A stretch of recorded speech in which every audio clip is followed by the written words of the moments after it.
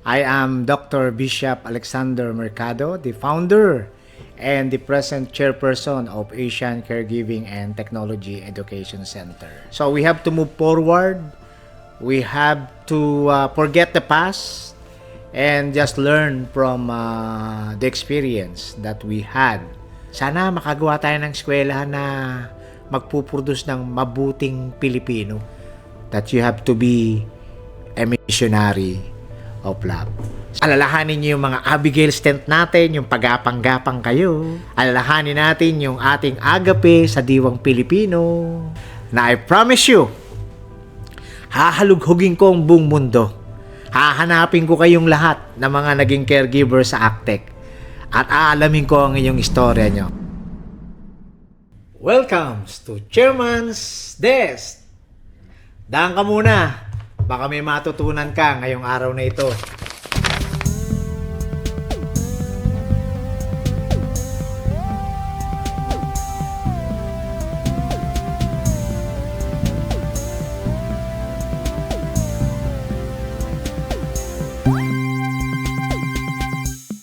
Paano ba talaga dumami ang Actec? Magmula sa Caloocan, nagkaroon sa Cubao, pagkatapos ay Bacoor, and then Apalit, at Novaliches, Las Piñas. Noong panahon na yon, parang panahon din na ngayon. Hindi nagbabago, pahirap ng pahirap ang panahon. So, yung Actec Caloocan, naitayo noong 2002. Pagdating ng 2005, dumami bigla ang estudyante ng Actec 2004 pa lang. Napilitan kaming maghanap ng building dito sa may B. Serrano dahil ang second course ng Actec o yung tinatawag na healthcare assistant o nursing assistant ay nag-boom. So, lumipat kami dito sa may B. Serrano at pagkatapos noon, 2006-2007, nagkaroon ng pangangailangan ng marami pang caregiver, so binuksan ang Actec Cubao, no? Actually, alam nyo, yung Actec Cubao, kung maalala ko, merong tao na mayaman at pinangakuan tayo na magbukas ng eskwelahan, no? Na siya raw ay tutulong. Pero last minute, yung taong yun ay hindi ko na nakita. So, umasa at syempre, naniwala sa kanya, pero iba talaga kapag ka Panginoon ang nangunguna. Pagkatapos noon, after 2 years, merong na namang lumapit at humingi ng tulong doon sa may Bacoor. So, tinulungan natin yung Actec Bacoor at naitayo yung Actec Bacoor. Doon yun sa tabi ng bahay ng mga Revilla. And then after that, may humingi na naman ng tulong. Doon naman sa Apalit, isa naming dating kaibigan na nagsimula ng eskwelahan sa Apalit, pero unfortunately, yung mga taong nakuha niya ay hindi niya napagkatiwalaan dahil sila ay maraming ginawa at hindi na natin babanggitin yun. But what I'm saying is, yung Cubao, Bacoor, Apalit, nabuksan yun kasi tumugon kami doon sa kahilingan o pangangailangan ng mga taong nakausap namin na sila ay tulungan. Hindi namin intensyon na mag-branch out kaagad. Ang intensyon namin ay tulungan itong mga taong ito. Pero alam nyo, yung mga taong yon, salamat na lang at hindi namin nakatuluyan ng matagal. Isa lang ang dapat namin talagang tandaan. Bakit ba tinayo yung Actec? Babalik tayo doon. Sa buhay natin ngayon, na tayo ay dumaranas ng krisis, gera sa gitnang silangan, lagi natin tandaan, bakit? Anong dahilan bakit natin ginagawa itong bagay na ito? No? Bakit? Kasi yun ang magdadrive sa iyo kung saan ka pupunta. No?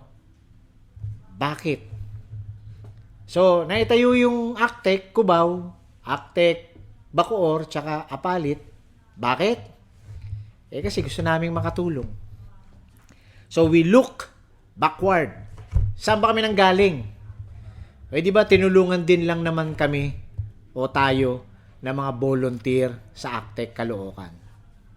At may nag-volunteer din dun sa Bacoor, sa Cubao, at sa Apalit. And then tinignan namin yung kalooban. Look inside. Look inside. Ano ba kami? Sabi namin, wala kaming pera. Pero, meron kaming pag-asa. Meron kaming paniniwala na magmula sa 5 estudyante, yung Actec Bacoor, yung Actec Cubao, yung Actec Apalit, pare-pareho ng number yun eh. Nagsimula lang sa 5. Hindi na rin namin alam paano at kung saan namin kinuha yung pinuhunan doon. But we look inside. So anong meron kami? Meron na kaming Actec Caloocan. Meron ng mga graduate. Meron ng mga nagtiwala. So sabi namin, it's time to look forward. Alam nyo, malaking bagay itong kinakaharap natin ngayon. Looking backward, galing na tayo dyan sa krisis ng pandemya. Tama? Di tignan mo, bakit sa dami-dami ng tao, ikaw ang binuhay ng Panginoon. Sa dami-dami ng negosyo na nagsara, bakit Actec ang nanatili? Mahalaga. Nabalikan mo saan ka nagsimula. Tapos, mahalaga rin sa araw na ito, tignan mo, ano yung nasa loob mo? Nandiyon pa ba yung pagnanasa, yung kagustuhan mo na makatulong? Yun, magandang bagay yun. Sa krisis na ito, sa pagtaas ng mga bilihin, tuloy pa ba ang pagtulong natin, ang serbisyo natin? Look what is inside you. Ano ang motibo mo? And then number 3, look forward. Sabi nga, to see or to know what makes you move is to really move forward. Galaw-galaw. Mag-experiment ka. Katatapos lang ng aming meeting, no? At meron kaming inaayos kung saan ang Actec ay magkaroon ng double diploma sa Australia. Okay ba yun? Na ang Actec ay magsisimula na ng kanyang professional Techbook Junior College courses. Kailangan mag-eksperimento eh. As long as alam natin na ang ating gagawin ay para sa ikabubuti ng ating kapwa at magbibigay ng kaluguran sa Panginoon, don't be afraid. Galaw-galaw. Kilos tayo. And then, hindi rin masama na pagkatapos mong lumingon sa likod, tignan yung sarili mo at tumingin sa harap mo, tingin ka naman sa itaas mo kasi lahat ng tulong manggagaling sa Kanya. Ang sabi niya sa Jeremiah, I have plans for you. May plano ang Diyos sa atin. Kung minsan, pagising natin sa umaga, wala tayong plano.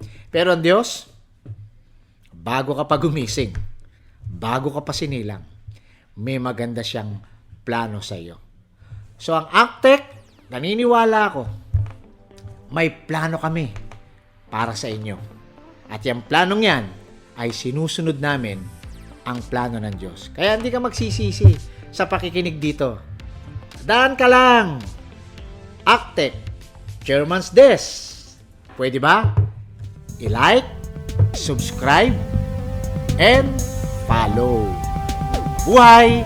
Magandang araw sa inyong lahat.